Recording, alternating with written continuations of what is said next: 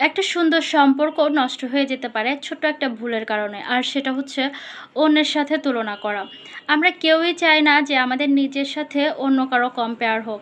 তো একইভাবে আমাদের সঙ্গীও চায় না যে তার সাথে অন্য কারো কম্পেয়ার করে আমরা তাকে ছোট করি।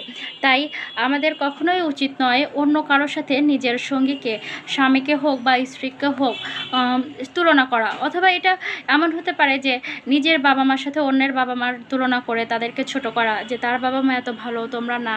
এই তুলনাটা আমাদের কখনোই করা উচিত না। আবার বন্ধুত্বের ক্ষেত্রেও অমুকের বন্ধু এত কিছু করে, এত কিছু উপহার দেয়, তুই তো দিস না। এই ধরনের তুলনা আমাদের কারো সাথেই করা ঠিক না।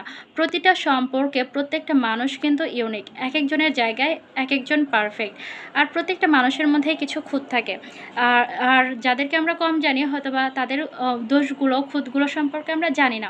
শুধুমাত্র ভালোটা দেখে নিজের সাথে যে থাকে তার ভালোগুলো ভুলে গিয়ে তুলনা করে তাকে ছোট করা উচিত না। ছোট্ট ২ টা গল্প বলি। আ একটা দম্পতির মধ্যে তার স্বামী সবসময় বলতো যে, "তোমার অমুক বান্ধবী সবসময় সেজেগুজে পরিপাটিভাবে থাকে দেখি। তুমি কেন এত অগোছালোভাবে থাকো? তুমিও তো ওর মতো সুন্দর হয়ে থাকলেও পারো।" তো তারপরে ওই তার স্ত্রী অনেক বেশি পরিপাটি হয়ে থাকা শুরু করে। কিছুদিন পর সেই হাসব্যান্ড জানতে পারে যে তার স্ত্রী পরকীয়ায় লিপ্ত। তো তখন স্ত্রীকে জিজ্ঞেস করলে তখন স্ত্রী উত্তর করে যে, "তুমি তো বলেছিলে যে আমার ওই বান্ধবীর মতো আমাকে হতে হবে। তো তুমি তো শুধু তার মানে সাজগোজ সম্পর্কেই জানতে বা সে সুন্দর, পরিপাটি, সে তো সংসারের প্রতি উদাসীন। সেটা তো তুমি জানতে না। সে তার হাসব্যান্ড অফিসে চলে গেলে সেজেগুজে আরেকজনের সাথে ঘোরে। তো তুমি যেহেতু বলেছ আমাকে তার মতো হতে, তাই আমি তার মতো হয়ে গিয়েছি।" এটা কিন্তু সে কষ্ট থেকে বলে। সেই স্ত্রী কষ্ট থেকে বলে যে, "তুমি আমি যে সংসারী এটা দেখলে না। আমার অগোছালো দিকটা তুমি দেখলে। আর সে সংসারী না, সংসারের কাজকর্ম করে না। তার চারিত্রিক সমস্যা, তারপরেও তোমার তাকেই ভালো লাগলো।" মানে কষ্ট থেকে সেই স্ত্রী উত্তরটা দেয়।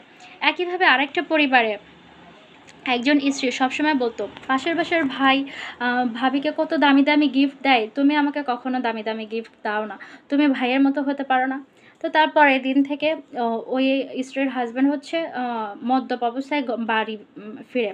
তখন স্ত্রী জিজ্ঞেস করলে স্বামী উত্তর দেয় যে, "তুমি তো আমাকে পাশের বাসার ভাইয়ের মতো হতে বলেছিলে। আমি রাত ১২ টায় আসি। আমি তো দেখি সে কী অবস্থায় তার বাসায় ফিরে। তার স্ত্রীর সাথে কী ধরনের আচরণ করে। তো তুমি তো সেগুলো দেখো না। শুধু গিফট দেয় এটাই দেখো। তার ইনকাম সোর্স জানো না। তো আমিও তার মতো হওয়ার চেষ্টা করতেছি।"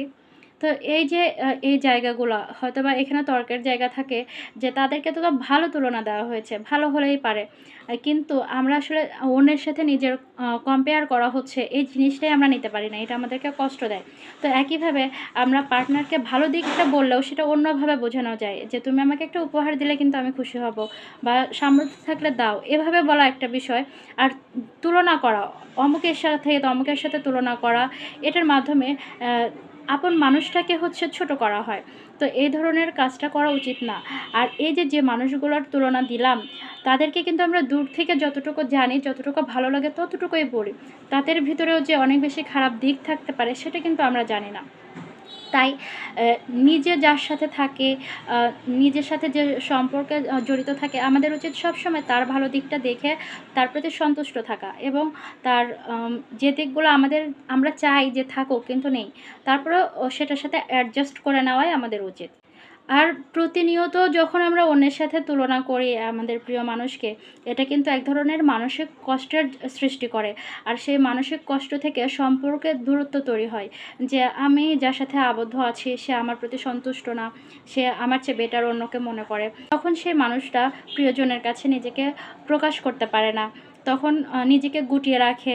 এভাবে কিন্তু সে হীনমন্যতায় ভোগে। অনেকে এই ট্রমা থেকে মানসিক রোগীও হয়ে যেতে পারে।